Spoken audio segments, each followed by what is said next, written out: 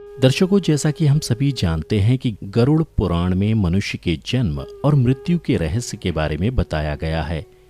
गरुड़ पुराण में बताया गया है कि मृत्यु ही काल यानी कि समय है, और जब मृत्यु का समय निकट आता है तो जीवात्मा से प्राण और देह का वियोग हो जाता है। हर एक मनुष्य के जन्म और मृत्यु का समय निश्चित होता है, जिसे पूरा करने के बाद ही मनुष्य को मोक्ष की प्राप्ति होती है और वह पुनः दूसरे शरीर को धारण करता है। परंतु अब यहाँ ये सवाल उठता है कि जब किसी मनुष्य की अकाल मृत्यु हो जाती है तो उस जीवात्मा का क्या होता है और अकाल मृत्यु किसे कहा जाता है। आज के इस एपिसोड में हम ऐसे ही कुछ सवालों का जवाब आपको बताने जा रहे हैं। नमस्कार दर्शकों, द डिवाइन टेल्स पर आपका स्वागत है।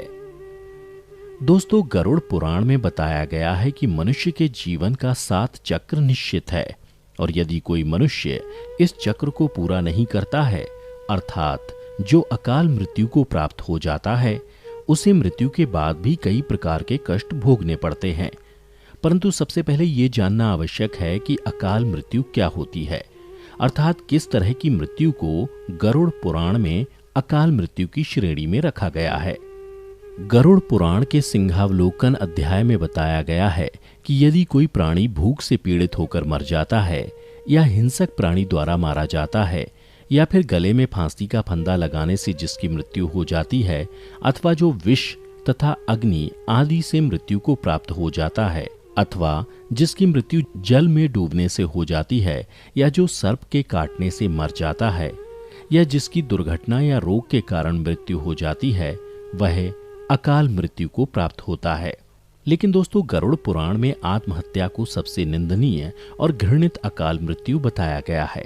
इतना ही नहीं, भगवान विष्णु ने आत्महत्या को परमात्मा के अपमान करने के समान बताया है। साथ ही गरुड़ पुराण में विष्णु ने बताया है कि जिस मनुष्य अथवा प्राणी की मृत्यु प्राकृतिक होती है, वह 3, 10, 13 अथवा 40 दिन के अंदर दूसरा शरीर धारण कर लेती है। किंतु जो व्यक्ति आत्महत्या जैसे घृणित अपराध करता है, उस प्राणी की जीवात्मा पृथ्वी लोक पर तब तक भटकती रहती है जब तक वह प्रकृति के द्वारा निर्धारित अपने जीवन चक्र को पूरा नहीं कर लेता। ऐसी जीवात्मा को ना तो स्वर्गलोक की प्राप्ति होती है और ना ही नरक लोक की। जीवात्मा की इस अवस्था को अगति कहा जाता है। इसलिए गरुड़ पुराण में बताया गया है कि आत्महत्या करने वाली आत्मा अकाल मृत्यु को प्राप्त होने वाले सभी आत्माओं में सबसे कष्टदायी अवस्था में पहुंच जाती है, और अकाल मृत्यु को प्राप्त करने वाली आत्मा अपनी तमाम इच्छाओं यानी भूख, प्यास, संभोग, सुख, राग, क्रोध, दोष, लोभ, वासना आदि की पूर्ति के लिए अंधकार में तब तक भटकती रहती है जब तक कि उसका परमात्मा द्वारा निर्धारित जीवन चक्र पूरा नहीं हो जाता। परंतु अब यहाँ ये सवाल उठता है कि किसी भी प्राणी की अकाल मृत्यु क्यों होती है। तो दोस्तों, मैं आपको बता दूं कि इसका भी वर्णन गरुड़ पुराण में किया गया है, जिसके अनुसार जब विधाता द्वारा निश्चित की गई मृत्यु प्राणी के पास आती है तो शीघ्र ही उसे लेकर मृत्यु लोक से चली जाती है। प्राचीन काल से ही वेद का यह कथन है कि मनुष्य 100 वर्ष तक जीवित रहता है, किंतु जो व्यक्ति निंदित कर्म करता है वह शीघ्र ही विनष्ट हो जाता है। जो वेदों का ज्ञान न होने के कारण वंश परंपरा के सदाचार का पालन नहीं करता है, जो आलस्यवश कर्म का परित्याग कर देता है, जो सदैव त्याज्य कर्म को सम्मान देता है, जो जिस किसी घर में भोजन कर लेता है और जो पर स्त्री में अनुरक्त रहता है, इसी प्रकार के अन्य महादोषों से मनुष्य की आयु क्षीण हो जाती है। श्रद्धाहीन, अपवित्र, नास्तिक, मंगल का परित्याग करने वाले, परद्रोही, असत्यवादी ब्राह्मण की मृत्यु अकाल में ही यमलोक ले जाती है। प्रजा की रक्षा न करने वाला, धर्माचरण से हीन, क्रूर, व्यसनी, मूर्ख, वेदानुशासन से पृथक और प्रजा पीड़क क्षत्रिय यम का शासन प्राप्त होता है। ऐसे दोषी ब्राह्मण एवं क्षत्रिय मृत्यु के वशीभूत हो जाते हैं और यम यातना को प्राप्त करते हैं। जो अपने कर्मों का परित्याग तथा जितने मुख्य आचरण हैं उनका परित्याग करता है और दूसरे के कर्म में निरत रहता है, वह निश्चित ही अकाल मृत्यु को प्राप्त करता है। और जो शूद्र द्विज सेवा के बिना अन्य कर्म करता है, वह भी निश्चित समय से पहले यमलोक जाता है।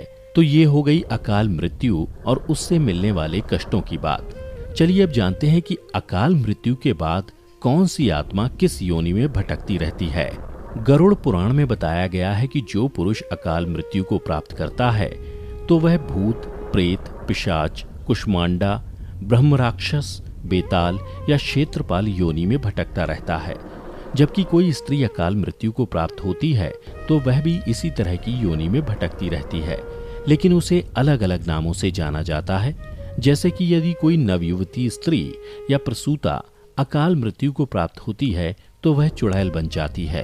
वहीं जब किसी कुंवारी कन्या की अकाल मृत्यु हो जाती है तो उसे देवी योनि में भटकना पड़ता है।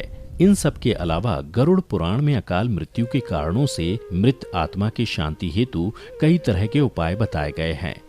गरुड़ पुराण में बताया गया है कि अकाल मृत्यु को प्राप्त करने वाली आत्मा हेतु उनके परिवारजनों को नदी या तालाब में तर्पण करना चाहिए। साथ ही मृत आत्मा की इच्छा की पूर्ति के लिए पिंडदान अथवा सत्कर्म जैसे दान पुण्य अथवा गीता का पाठ करवाना चाहिए। ये कार्य कम से कम 3 वर्षों तक चलते रहने चाहिए। साथ ही वर्षी आने पर भूखे ब्राह्मणों, बालकों को भोजन भी कराना चाहिए ताकि मृत आत्मा को जल्द से जल्द मुक्ति मिल सके। वैसे दुर्घटना, रोग या अन्य किसी भी प्रकार की अकाल मृत्यु को रोकना तो हम इंसानों के वश में तो है नहीं, लेकिन आत्महत्या को हम रोक सकते हैं। जब भी आपके मन में आत्महत्या करने का ख्याल आए तो उससे पहले उससे जुड़े परिणामों को अवश्य जान लें, क्योंकि अक्सर लोग यही सोचकर आत्महत्या जैसा कदम उठाते हैं कि उन्हें सभी कष्टों से मुक्ति मिल जाएगी, लेकिन अज्ञानता के कारण वो नहीं जानते कि मृत्यु के बाद उन्हें वर्तमान में हो रहे कष्टों से ज्यादा ही कष्ट भोगना पड़ेगा। तो दोस्तों, उम्मीद करता हूं कि आपको हमारी ये वीडियो पसंद आई होगी। अगर पसंद आई हो तो इसे खुद तक सीमित ना रखें, बल्कि दूसरे लोगों के साथ भी शेयर करें ताकि उन्हें भी ये जानकारी मिल सके कि हमारा जीवन कितना मूल्यवान है और हम जिन कष्टों से दूर होने के लिए आत्महत्या जैसा कदम उठाने के बारे में सोचते हैं वह हमें कष्टों से दूर नहीं करता, बल्कि और कष्टों की दलदल में धकेल देता है।